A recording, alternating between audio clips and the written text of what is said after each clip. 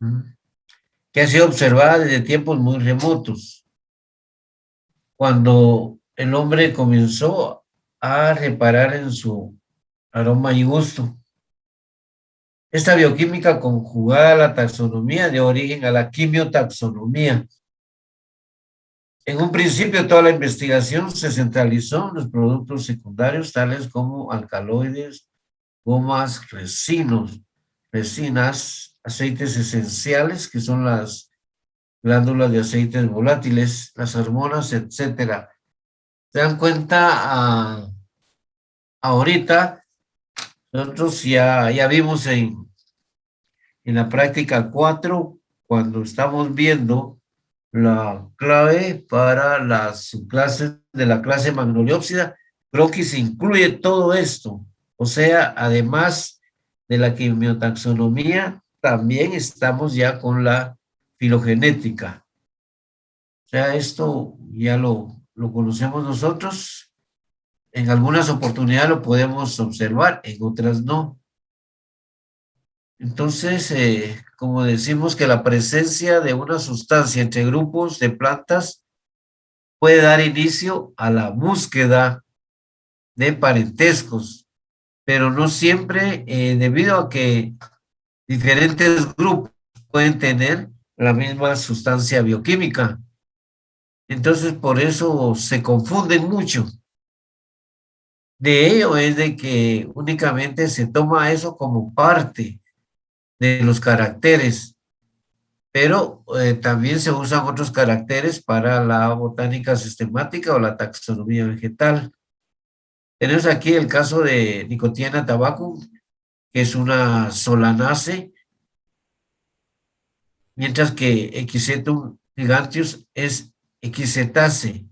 Una está nicotiana, está en magnoliofita, y Equisetum en equisetofita. Están bien separadas. Una aún tiene esporas, como es Equisetum, y ya Nicotiana ya tiene frutos definidos. Son dos especies que están filogenéticamente bastante distanciadas. Más tarde, el interés se concentró en las proteínas. Esto permitió deducir que cada especie animal o vegetal se caracteriza por un sistema proteínico exclusivo, lo que ha traído como consecuencia el estudio de la composición de proteínas. Esto aún se hace, ¿no?, para ir separando algunos grupos de plantas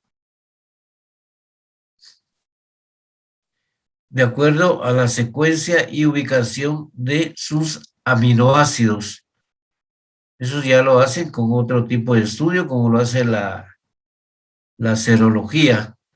Nosotros no tenemos esta técnica. De las técnicas de estudio quimiotaxonómico son varias y entre las más usuales están las basadas en la serología, cromatografía y la electroforesis. Esa no lo hacemos nosotros allá, pero la Facultad de Farmacia de la San Carlos pueden hacer estos análisis. Ellos lo pueden trabajar.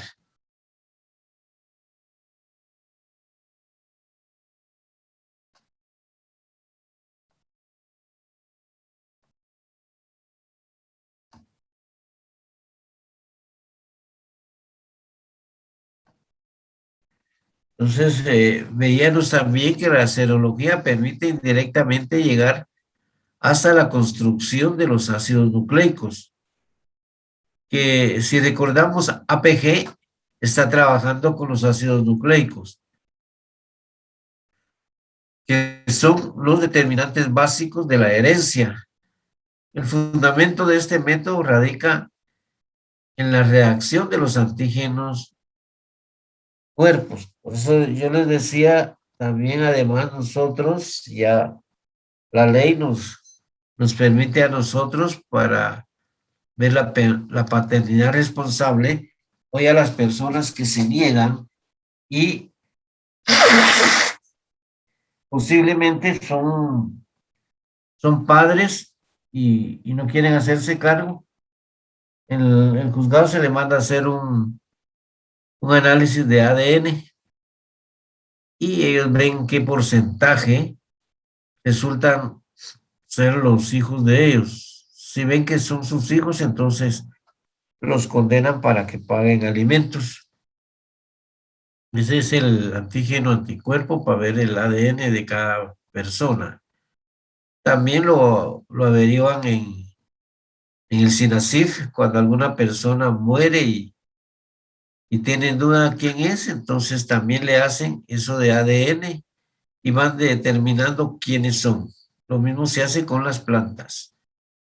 En las técnicas de cromatografía aplicados a este tipo de investigación se usa como sustrato papel columna o de gas. Es similar a eso porque se aplica la gota del líquido que se ha extraído, ya sea sangre o bien algo de los dientes, la caries, y la columna va cayendo hasta llegar a un cierto porcentaje, y ese porcentaje le dice si el ADN es similar a o no es similar. Si se detiene, quiere decir de que no, pero si llega hasta el 100%, considera que sí, su ADN es un 100%. Aquí veíamos, recuerdan de que un cruce entre A y B genera un híbrido. Tenemos las sustancias de A y las sustancias de B. De cuando se da el híbrido, vamos a ver que es el C. El individuo C ya trae caracteres de A y B. Lo mismo sucede cuando cruzan frutas. Se dan cuenta ustedes, tal vez una es muy ácida y otra muy dulce. Entonces, cuando vamos al mercado y compramos una fruta, esa fruta no tiene sabor específico de los dos primeros, sino que cambia un poco. No es ni muy ácido ni muy dulce. Y de esa forma es como se hacen los cruces en las plantas también. Depende el interés que se tenga de cada una. Pero lo anterior se está introduciendo en un periodo bioquímico en la historia de la taxonomía, pero tienen que enmendarse algunos problemas laterales, tales como la presencia y cuantía en un ser vivo de sustancias bioquímicas. Podemos ver que puede tener mucho, puede tener poco. A nosotros todo esto nos ayuda, como les comentaba, allá a la escuela llegó una persona que tiene problema con un forraje que le está dando a su ganado y como que le está yendo mal. Entonces dicen que la mimosina es tóxica. Entonces quería que se le hiciera este análisis a ver cuál era el porcentaje de mimosina en la planta. Pero nosotros en la escuela no tenemos el equipo para determinar. Entonces lo que se le dio fue el consejo que fuera a la Facultad de Farmacia de la San Carlos y ahí le podrían hacer ese análisis. Siempre todo ese tipo de análisis se cobran, pero ahí sí se lo podrían hacer. Nosotros en la escuela a lo que llegamos y que se cobra también es que se puede determinar una planta, ya sea familia y especie. Ahí la escuela cobra 150 quetzales por determinar una planta. Nosotros el procedimiento es que primero va a pagar a caja y luego con el recibo llega y nosotros vemos el material que lleva y se lo podemos determinar. Es a lo más que llegamos, ¿no? No llegamos a más. Veíamos también la taxonomía numérica o taximetría. Se recuerdan que se utiliza para poner en evidencia de una manera matemática las semejanzas presentadas por los numerosos caracteres observados en los taxones que se comparan, siendo que las unidades taxonómicas operativas UTO presentan los caracteres observados. Se construye una tabla tabulada de las unidades taxonómicas operativas por número de variables o caracteres. Como un ejemplo, presentamos nosotros una tabla. Esta tabla la tienen ustedes, vimos nosotros Por ejemplo, cuando vimos en el carácter número 3 de la hoja, vimos la filotaxia. Si era opuesta, le ponías el signo de más, y si era de otra, ¿va? Podía ser alterna, etcétera, poníamos el signo menos. O sea, lo positivo era lo que queríamos nosotros que tuviera. Lo que no tenía, pues lo dejamos.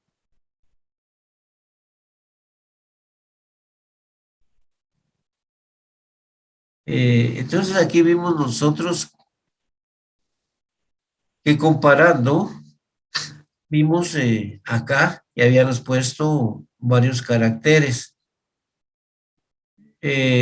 Podíamos ver nosotros, ya sea de que el peciolo en el uno, en el 2 el limbo, en el 3 la filotaxia, en el 4 el ápice, en el 5 la base, en el 6 la nerviación, en el 7 la venación, en el 8 la consistencia, eh, en el 9 la pubescencia y el 10 los márgenes.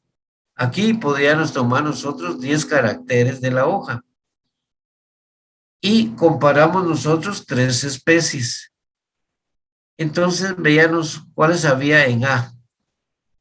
Todos los que tenía A positivos y los negativos. B, por lo consiguiente, y C igual. Entonces, en este caso, compararnos. Aquí solo tres comparamos, pero ese es un gran listado, el que quiera comparar más. Por ejemplo, nosotros vimos y se dice el coeficiente de similitud cuando tienen coincidencia. Por ejemplo, quisimos comparar entre A y B, entonces vemos cuáles son similares. A y B, entonces venimos acá, hay un 1, 2, 3, 4, 5, 6, 7, 8. 8 son similares entre A y B. Entonces decimos 8, y como son 10 los caracteres, 8 dentro de 10 nos da un coeficiente de similitud de 0.8 entre A y B. Luego queremos saber encontrar el coeficiente de similitud entre A y C y hacemos el mismo procedimiento. Aquí hay 1,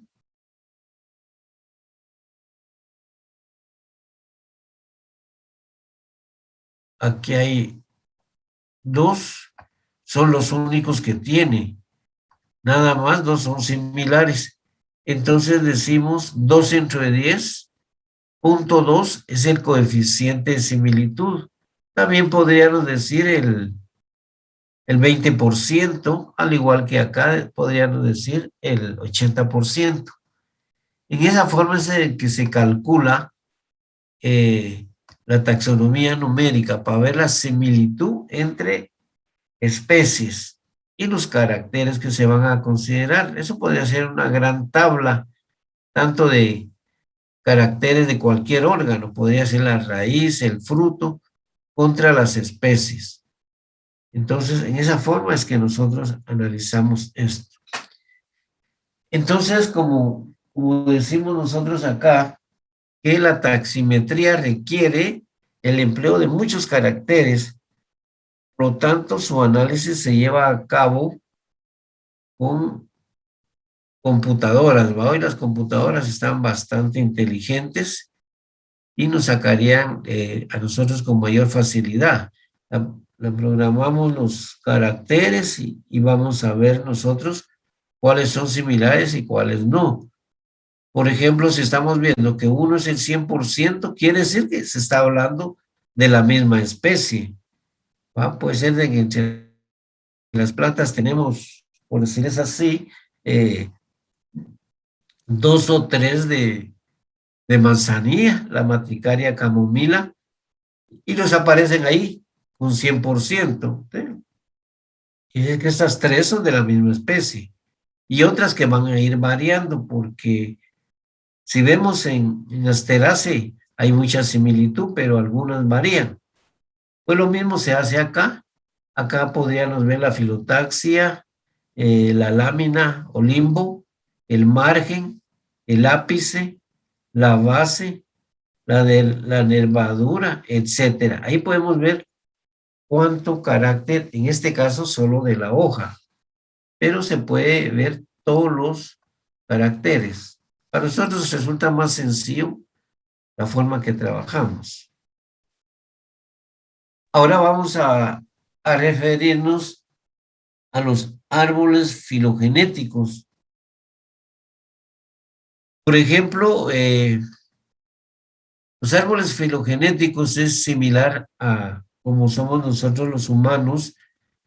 Nosotros tenemos descendientes, por ejemplo, tenemos el cónyuge, tenemos los hijos, los nietos, los bisnietos, los primos, los tíos. Podemos formar un árbol filogenético de nuestros descendientes y los antecesores.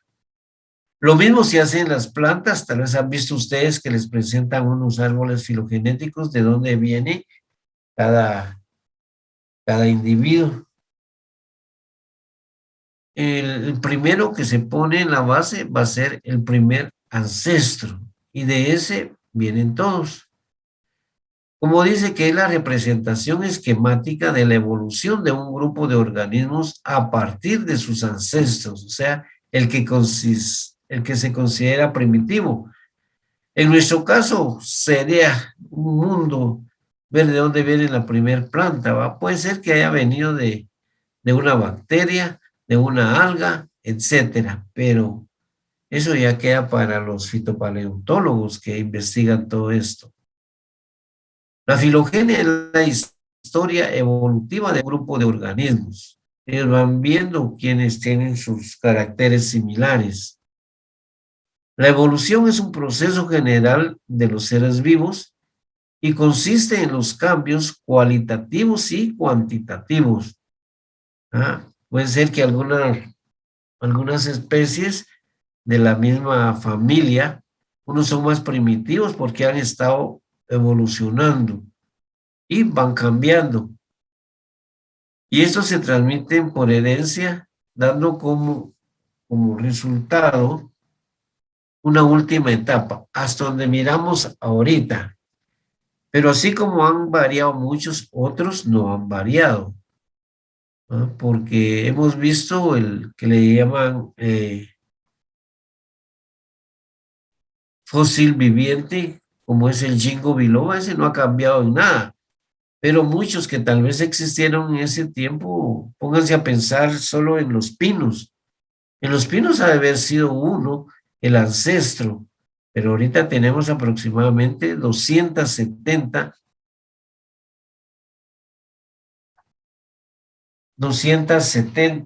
especies de pinos, cómo han venido cambiando en la evolución.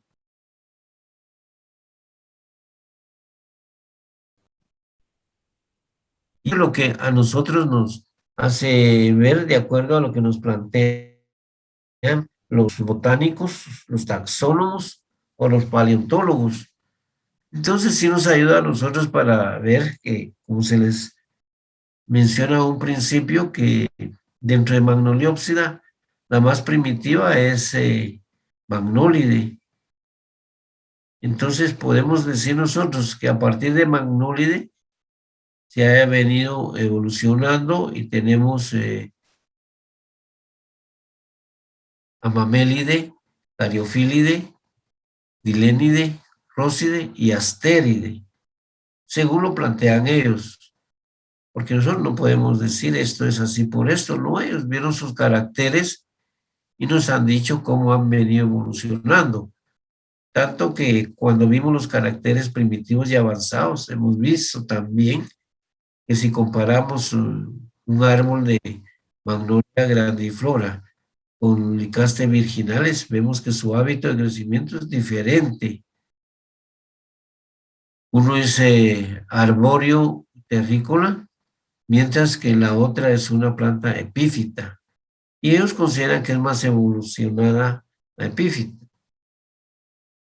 Entonces, decimos aquí que en nuestro caso la evolución no compromete a todos y a todo por igual, porque vemos que unos, y nosotros lo tenemos bien claro en nosotros, vimos nosotros, uno se casa con una rubia, sus hijos pueden ser entre rubios y mestizos, y el otro hermano se casa con una de color, entonces sus hijos tienden más a ser de color.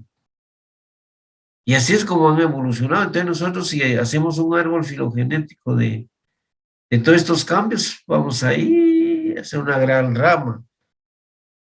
Y unos agarran por un lado y nosotros por otro lado. En esa forma es como ha cambiado y ha variado todos los organismos, tanto animales como vegetales. En la actualidad observamos algunos fósiles vivientes o relictos de plantas de otras épocas, con escasa o muy localizada representación en la flora actual. Lo que les digo que hay algunos que sí son similares, otros ya no. Estos grupos de plantas o especies que debieron haberse extinguido o desaparecido.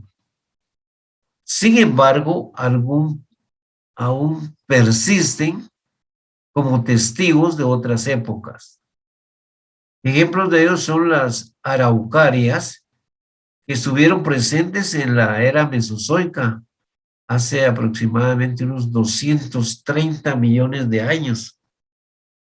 Todavía permanecen. Otro ejemplo notable de una antigua pinófita o gimnosperma que hace 600 millones de años es el Ginkgo biloba, que también es sinónimo de Salisburia adiantifolia. Y le dice adiantifolia porque recuérdense que muchos dicen que los más primitivos fueron los helechos. Principalmente los helechos arbóreos son los que poblaron anteriormente la tierra. Y, y restos de ellos tenemos acá en Guatemala, algunos que todavía no son tan altos, pero sí son árboles. Por ejemplo, en la familia Cyatheaceae. La familia Cyatheaceae de Polipodiophyta encontramos nosotros helechos arbóreos. Aquí les comentaba que yendo de aquí por Salamá y Cobán encontramos de estos. Son algunos representativos de antes. Puede ser que con el tiempo vayan a desaparecer porque ya están llegando muy pequeños.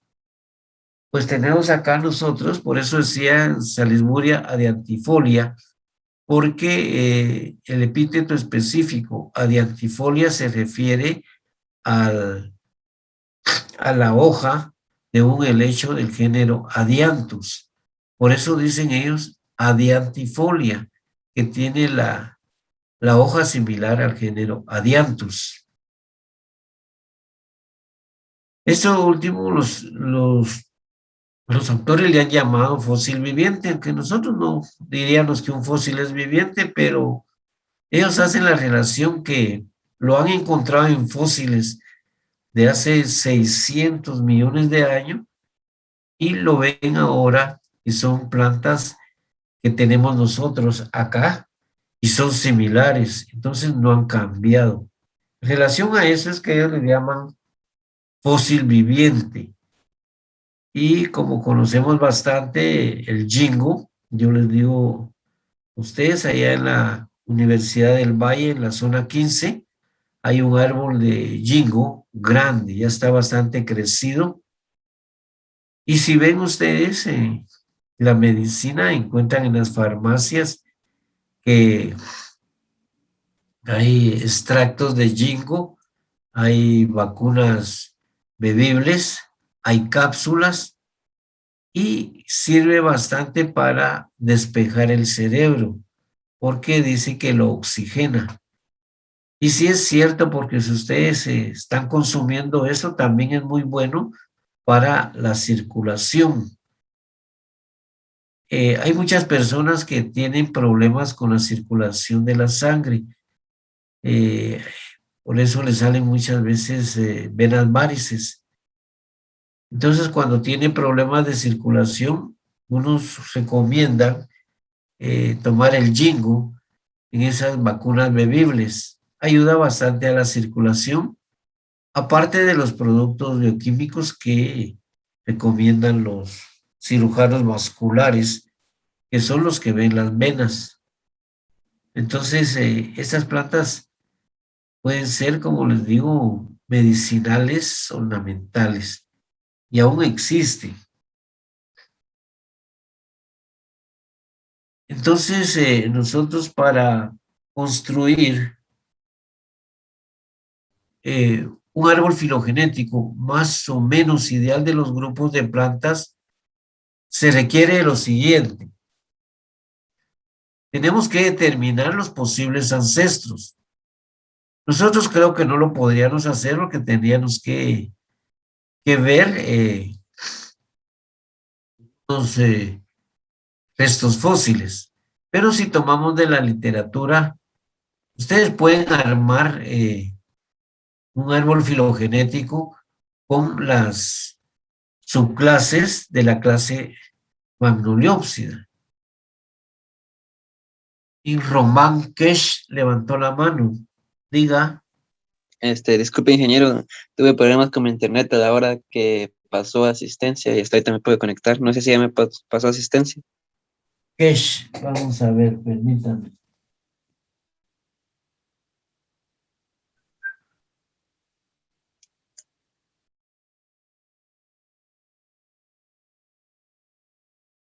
El primer apellido es Román, ¿no? ¿O es Sí, Kesh? así es. Román es mi primer Román, apellido. ¿no? Ok.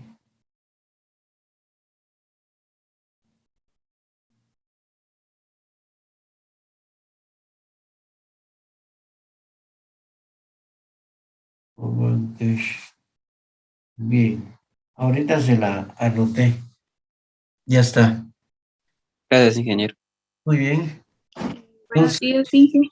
buenos días. Disculpe, yo tampoco estaba cuando tomó asistencia, porque tenía problemas con mi internet. Bien, ¿cuál es su Ramos apellido? Mayen, Ramos Mayén. sí. Ramos Mayén. Muy bien. Ya le anoté su asistencia. Inge, yo igual. Muy bien. Gracias, Inge. Ok, si hay alguien más, Yo, Ros. ¿qué apellidos tiene? Ros. Ros. Pues me recuerdo que no. Bien. Ingeniero, disculpe, igual yo hace poco. En una línea vertical todos, sino que algunos van a tomar un rumbo, ¿va? Pueden agarrar para la derecha, para la izquierda, luego ramificarse. Si ustedes quisieran practicar ahí, podían practicar con las subclases de la clase Magnoliopsida y de la clase Liliopsida. Pueden hacer su árbol. Vamos a ver algunos esquemas nosotros para que tengan un ejemplo. O también plantear lo de sus familiares. Aquí, Pineda Gaitán.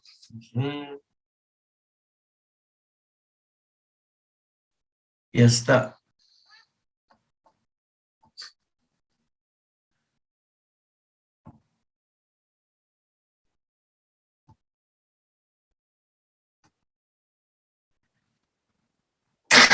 O pueden hacer un árbol filogenético o árbol genealógico, perdón, de sus familiares. Eso es muy importante cuando nosotros, digamos, tenemos el caso que se muere el abuelo de alguno de nosotros.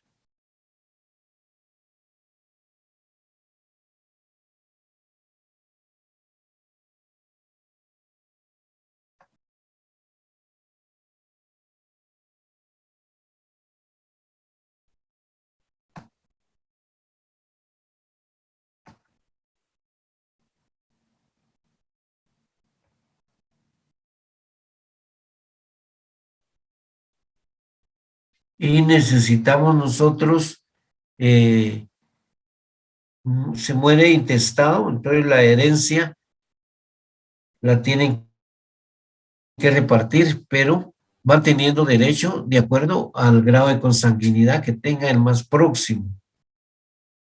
Entonces ahí es cuando uno dice, bueno, hay mucha gente a veces piensa, yo porque soy el más pequeño me toca más, yo porque soy el mayor me toca más. No, ahí en un juzgado civil les va a decir, de acuerdo al grado de consanguinidad, quién va a ocupar tal puesto y que le toca. Hay veces a algunos ya no le toca nada, ¿no? Entonces vamos a determinar los posibles antecesores. Y cuando dice se precisan los momentos de arranque de los descendientes. Aquí es donde vemos nosotros que se separan algunos.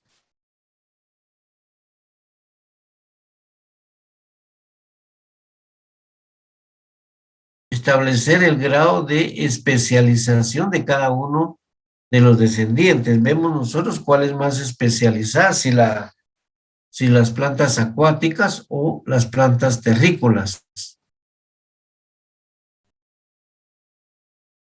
Entonces aquí vemos nosotros que el árbol constará de grupos o taxas. Cada taxón, como les decía yo, si ustedes van a utilizar los taxas de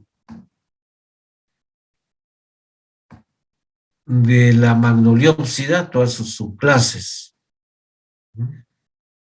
Puede ser que sean vivientes o sean fósiles, porque dentro de las divisiones vamos a ver cuando estudien las divisiones que han ocurrido, hay algunas que ya son solo fósiles. Anteriormente nosotros en el curso les dábamos esa clase, las 17 divisiones, pero últimamente ya no las damos porque nos han pedido que aclaremos lo más reciente, en que algunos tienen que estudiar eso dependiendo de su rama que agarren, no las van a conocer, solo se les dan unos pincelazos, como decimos.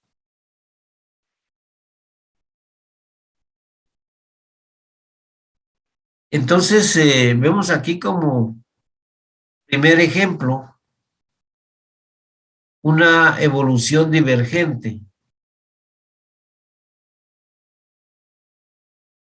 Entonces, ustedes pueden poner acá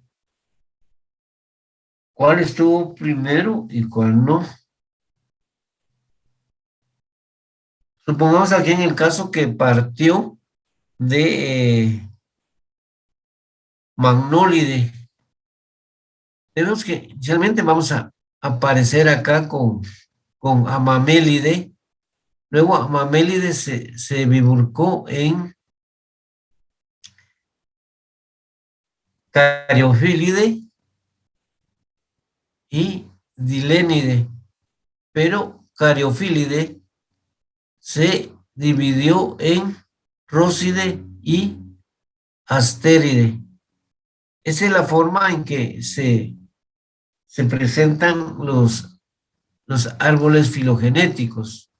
Aquí decimos que una evolución divergente, porque luego de aquí parte uno y divergen de aquí para acá.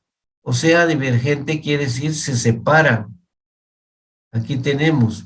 Y en esta escala tendríamos nosotros la edad, o sea, los millones de años para que pueda haber ocurrido todo esto. Supongamos que aquí fue 1.000.000 de años, 1.5 millones de años, aquí 2 millones, aquí en 3 millones de años hubo otro cambio, 4 millones no hubo, hasta los 5 millones de años volvió a 4.5 millones de años, volvió a cambiar.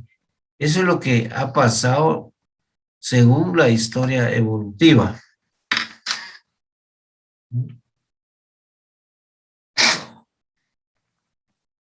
Entonces, yo le pregunto a Osorio de Paz,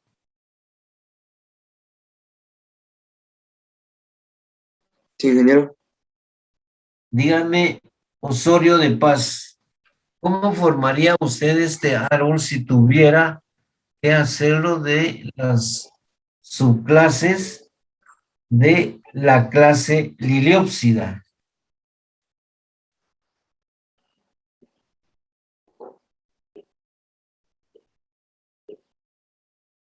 No sabría, ingeniero. No conozco las clases de las subclases de Liliopsia. No las conoce y las hemos estado viendo. Pues, ya saben que deben de prepararse bien para el examen de práctica, ¿no? Los que están conmigo, los que están también con el ingeniero Jorge López. No van a dejar pasar nada de eso. Pero como yo les digo, aquí lo pueden hacer ustedes indistintivamente. Aquí se pone, digamos, el grupo A, grupo B, grupo C. Pero ya cuando lo hacemos por taxa nosotros, ya le vamos poniendo el nombre a cada uno. Porque no salen solo así. Tenemos que ver nosotros y vamos viendo cuántos años, de acuerdo a los que les he dicho yo. Por ejemplo, tenemos las araucarias. Si nos pusiera a buscar araucarias y como un trabajo de investigación tendrían que buscar qué especies de araucarias han aparecido en cierta época. Porque si una araucaria fue únicamente un tipo y nosotros ya vemos dos, supónganse, aquí teníamos la araucaria, pero aquí ya salió araucaria excelsa y araucaria bilbili. Entonces, así es como se van bifurcando y de esas pueden ser que vayan a salir otras. Si tenemos nosotros en Asterace, imagínense si las pongo a hacer un árbol filogenético de Asterace y tenemos un sinfín de especies. Si les pidiera yo, de acuerdo a las especies de tal género, elabore un árbol filogenético de la forma divergente, entonces les tocaría un poco difícil. Bien, entonces la 85, 30. Bueno, entonces acá vamos a ver otro tipo de árbol. Hay varios árboles. Yo les digo todo esto, pues ustedes lo van a tener ahí porque tienen ahí, yo he visto que muchos le toman fotografía. Está bien porque tienen bastante material, pero estúdienlo. No es solo para guardarlo, porque luego entre los exámenes no nos responden. Y como les decía, lastimosamente en este segundo parcial hay algunos que bajaron mucho y ojalá se recuperen o tengan buenos promedios por lo menos para ganar el curso, porque de lo contrario se van a tener que quedar. Y yo les digo mucho cuidado porque cuando se pierden 3 cursos ya no hay salida para nada. Y no es posible cuando le dicen a uno que solo le faltan tantos puntos, porque recuérdense que todas las calificaciones ya se van a registro. Y a media vez están en el registro, uno ya no puede tocar nada. Ya los tienen ellos y ahí se quedó. Aunque dijeran que se puede cambiar, única que tiene potestad o facultad para cambiar es la coordinadora académica, pero no creo que se arriesgue a sacar las notas de registro y modificarlas. Anteriormente, una colega le costó el trabajo eso, porque la convencieron, va, que arreglara unas notas y ella había pasado las notas a registro. Y como registro también ya las pasa al cuadro de ustedes.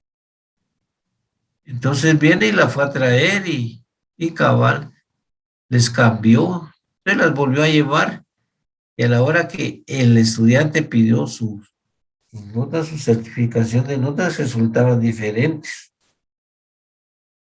Entonces revisaron las actas y vieron que unas posteriores estaban firmadas también por la colega. Entonces no hubo más remedio que la despidieron. Entonces eso es muy riesgoso. Por eso yo les digo, estudien. Por favor, preocúpense de eso, que es lo que queremos nosotros, formarlos. Y pedir puntos ya de último ya no es posible. Es sí, por favor, mucha responsabilidad. Entonces decimos acá que aparte de la evolución divergente, como la vimos nosotros allá, que eran para todos lados, los árboles filogenéticos pueden aparecer en forma paralela. Como es este caso, tenemos acá que aquí primero es divergente este con este, pero ya de acá este se divide y paralela. Luego este también paralela.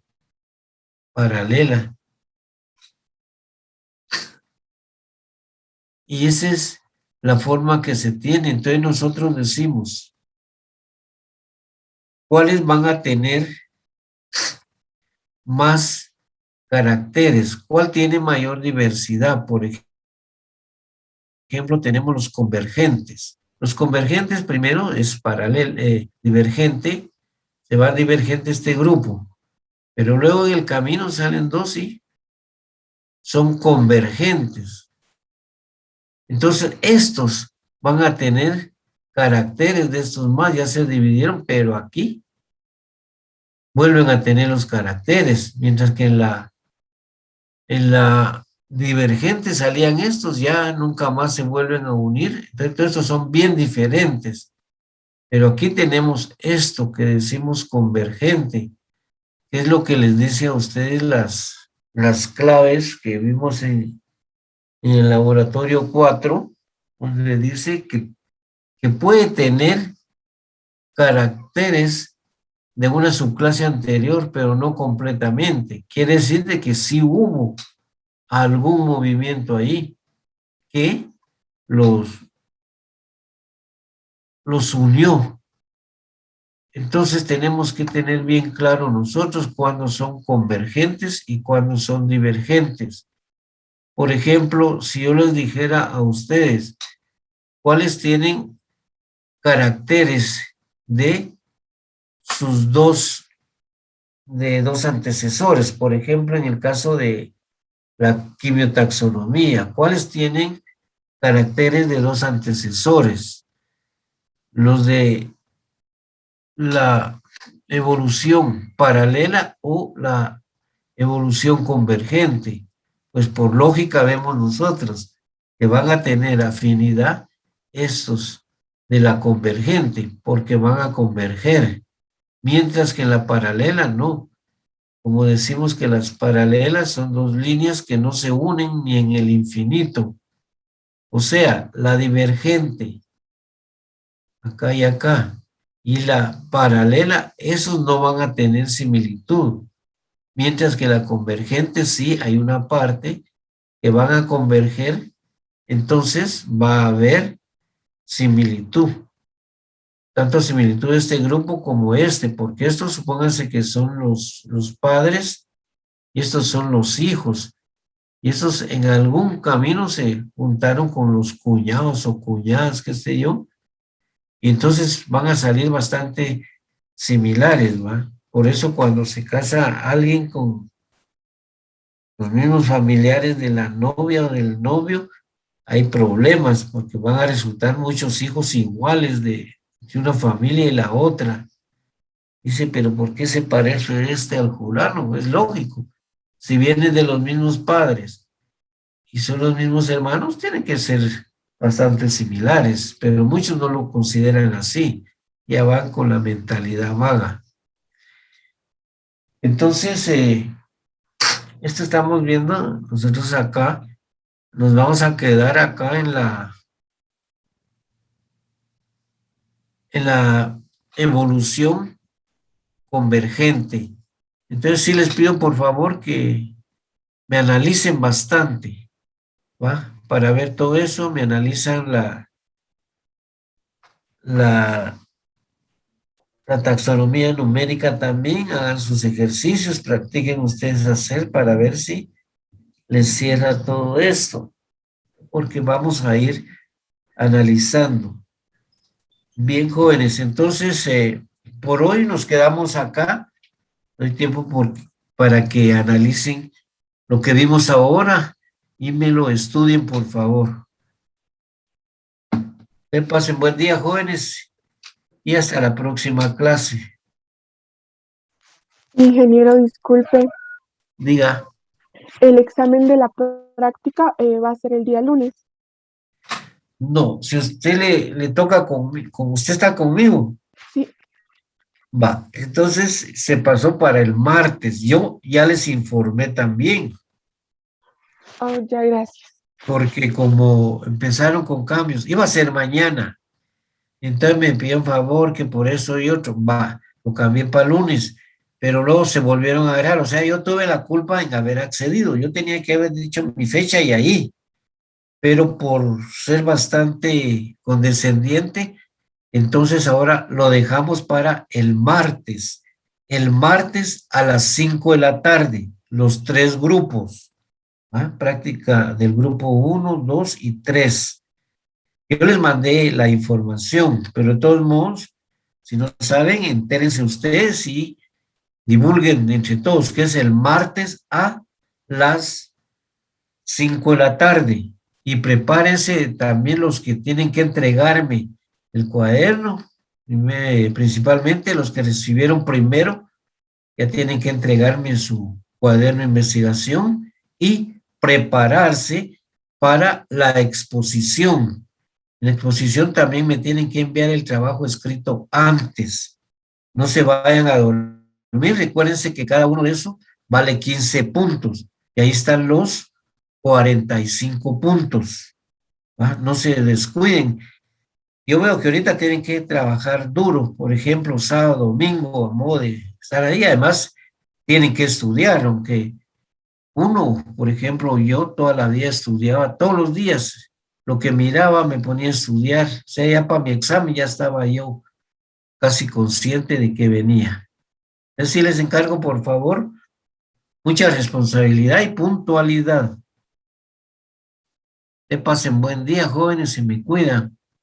Muchas gracias, Inge. Feliz